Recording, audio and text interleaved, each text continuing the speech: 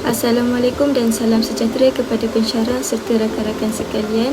Kami daripada kumpulan 13 yang terdiri daripada 5 orang ahli kumpulan juga merupakan kelas SCW1 akan membentangkan tugasan yang bertemakan menangani etika reka bentuk dalam sastra, budaya dan seni dengan menggunakan kajian kes Patagonia.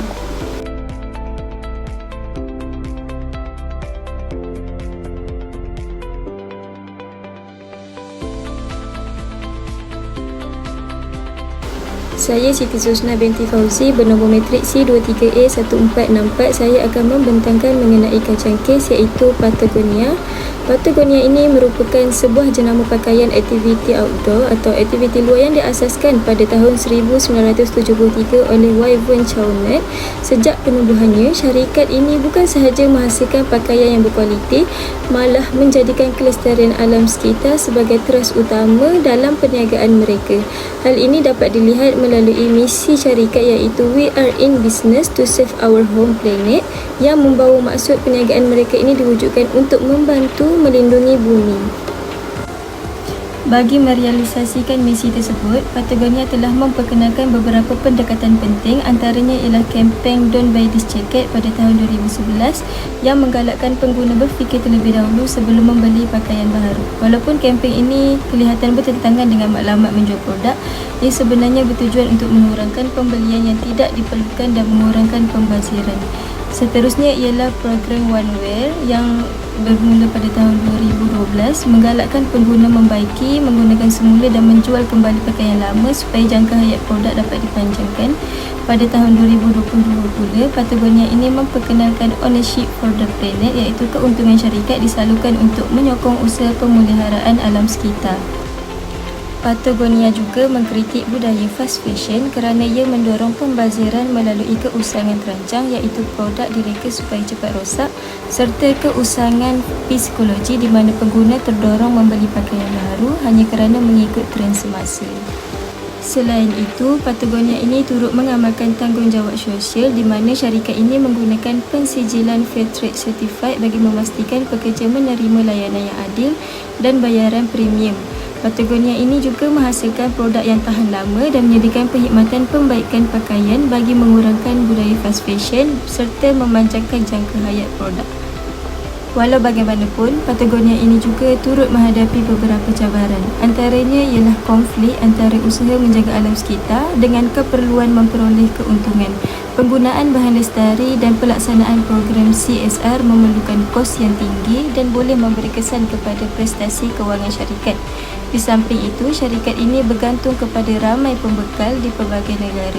Keadaan ini mewujudkan risiko dari segi kewangan kualiti, ketulusan dan pematuhan terhadap standard etika.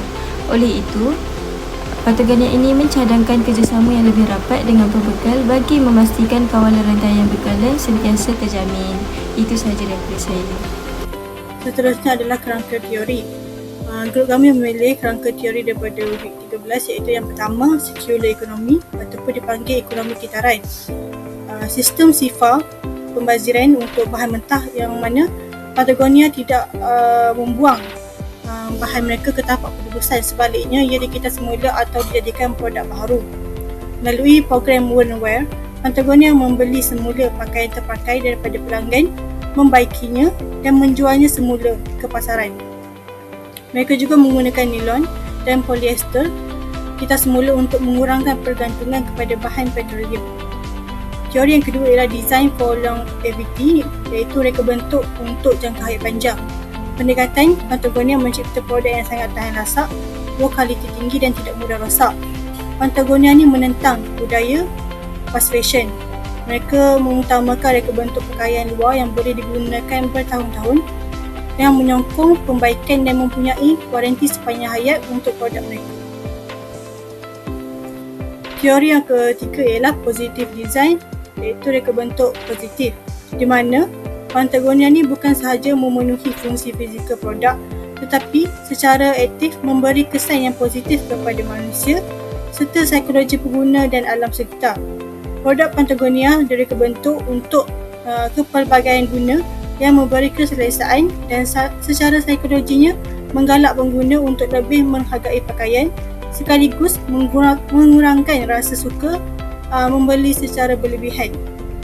Yang keempat ialah climate leadership, iaitu keupayaan jenama menjadi perintis dan teladan dalam mengurangkan jejak karbon serta menggerakkan industri lain ke arah pemeliharaan alam sekitar.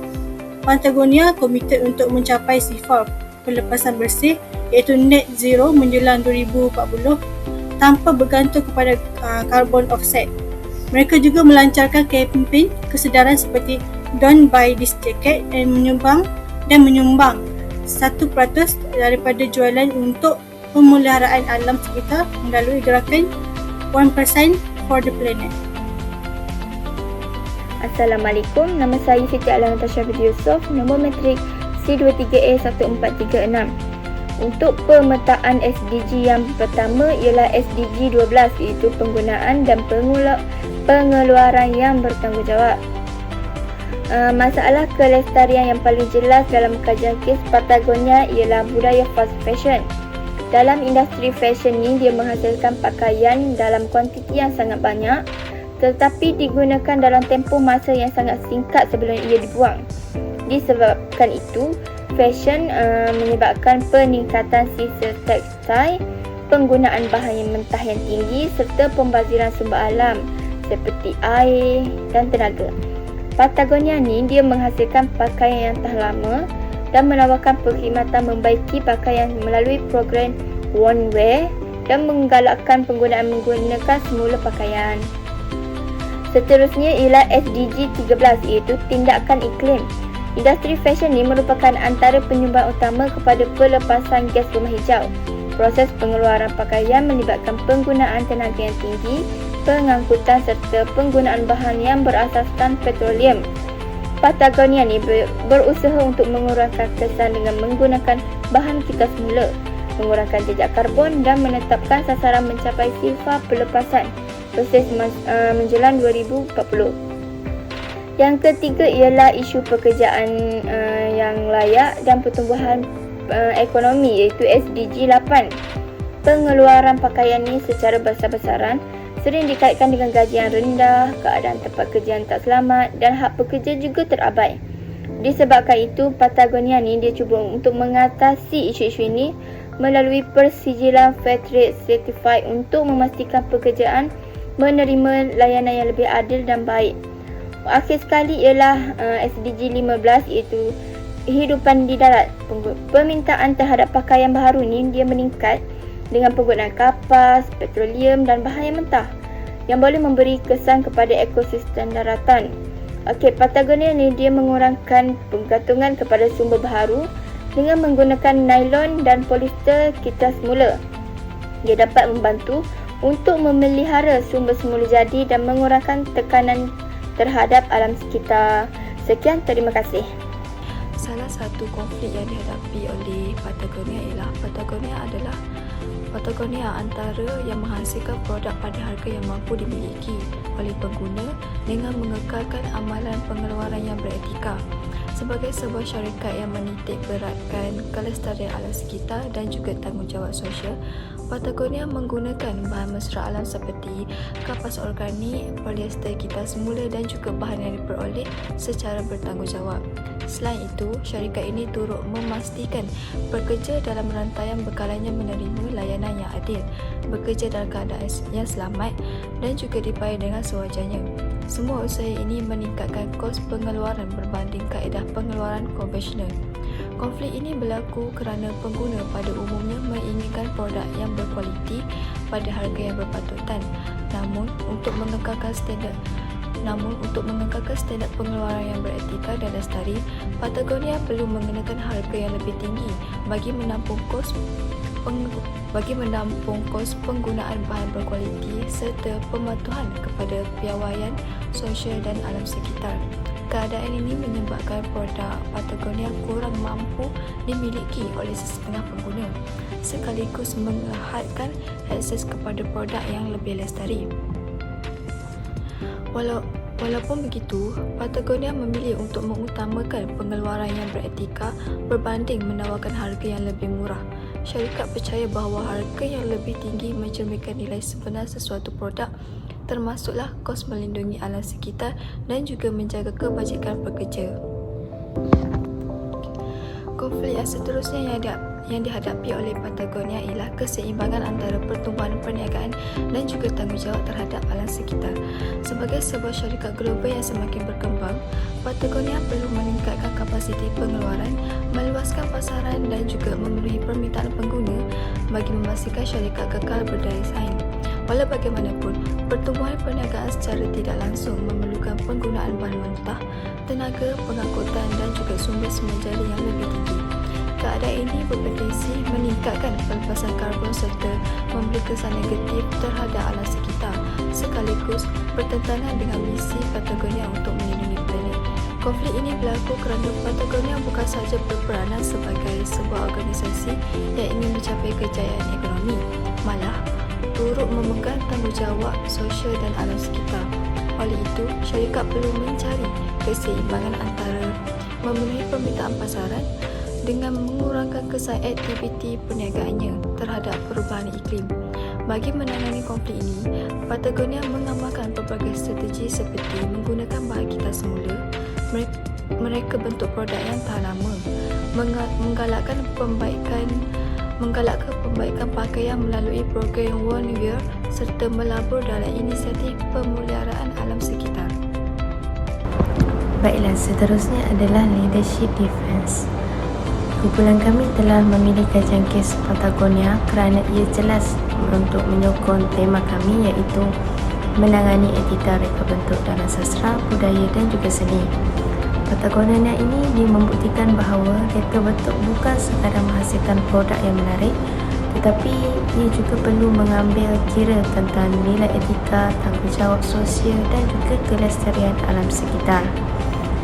Melalui inisiatif Womware, Patagonia dapat mereka bentuk produk yang tahan lama serta menggalakkan pengguna membaiki dan juga menggunakan semula pakaian. Pendekatan ini menunjukkan bahawa reka bentuk yang beretika dapat mengurangkan pembezaran dan menggalakkan budaya penggunaan yang lebih bertanggungjawab.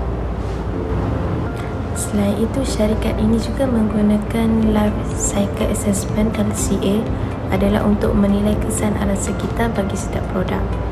Pendekatan ini dapat memastikan setiap keputusan reka bentuk dibuat berdasarkan data yang tepat, sekaligus mengelakkan amalan greenwashing dan meningkatkan ketulusan. Tambahan pula, keputusan pengasas Patagonia adalah untuk menyalurkan keuntungan kepada usaha pemeliharaan alam sekitar, iaitu menunjukkan bahawa etika dan juga reka bentuk bukan sahaja diterapkan dalam produk, malah dalam strategi dan juga hala tuju organisasi.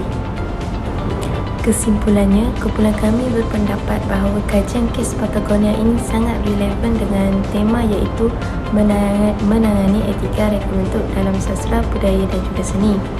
Kerana syarikat ini dapat membuktikan bahawa reka bentuk yang beretika mampu memberi manfaat kepada pengguna dan juga masyarakat serta alam sekitar secara serentak. Ini sesuai dengan slogan Patagonia iaitu Designer for Planet, Leading for Change.